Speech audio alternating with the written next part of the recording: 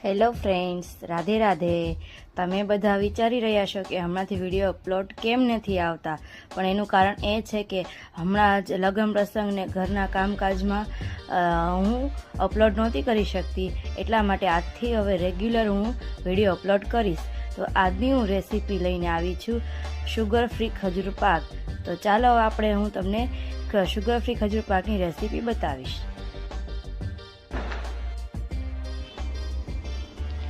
મેં અહીંયા ખજૂર લીધું છે.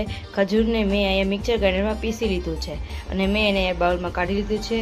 એમાં નાખીશું આપણે પિસ્તા, કાજુ, બદામ અને એમાં નાખીશું ઘી. આપણે ડ્રાયફ્રૂટમાં તમે કોઈ પણ ડ્રાયફ્રૂટ લઈ શકો છો. અને આપણે શુગર ફ્રી ખજૂર પાક બનાવી રહ્યા છીએ એટલે આપણે અહીંયા ખાંડનો ઉપયોગ કરશું નહીં. ખજૂર પાક બનાવવા માટે પહેલાં અહીંયા આપણે ડ્રાયફ્રૂટ હતા એને આપણે તે ઘીમાં થોડીક માટે સાતળી લઈશું. ઘી ગરમ થઈ ગયું છે. હવે હું કાજુ નાખીશ અને બદામ નાખીશ. બંનેને હું થોડીક વાર માટે સાતળી લઈશ. કાજુ બદામ નાખ્યા બાદ હું પિસ્તા પણ નાખી દઈશ અને આને હું સાતળી દઈશ. બધા ડ્રાયફ્રૂટ સરખી રીતના ઘીમાં સળતરાઈ ગયા છે. તો હવે હું આને એક નાના બાઉલમાં કાઢી લઈશ.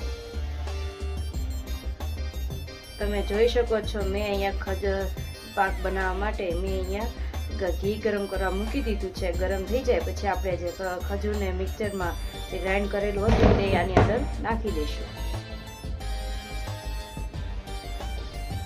ઘી ગરમ થઈ ગયું છે તો હવે હું એમાં નાખીશ આ ખજૂરને જે આપણે પીસ્યું હતું એ ખજૂર આપણે નાખીશું. ખજૂરને મેં જે અહીંયા બારીક કર્યું હતું એને આપણે ઘીમાં મિક્સ કરી દઈશું. તમે જોઈ શકો છો ખજૂરને મેં ઘીમાં સરખી રીતના મિક્સ કરી દીધું છે અને સતરાઈ ગયું છે. તો હવે હું આની અંદર જે ડ્રાયફ્રૂટ આપણે જે શેક્યા હતા ઘીમાં તે ડ્રાયફ્રૂટ આમાં નાખી દઈશું.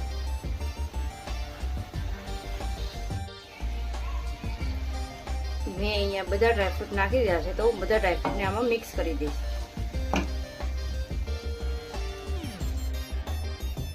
મેં અહીંયા બધા ડ્રાયફ્રૂટ મિક્સ કરી દીધા છે તો હું આને એક પ્લેટમાં કાઢી લઈશ.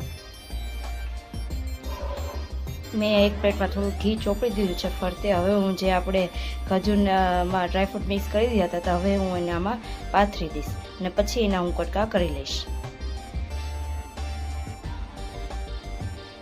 મેં અહીંયા પ્લેટમાં પાથરી દીધું છે.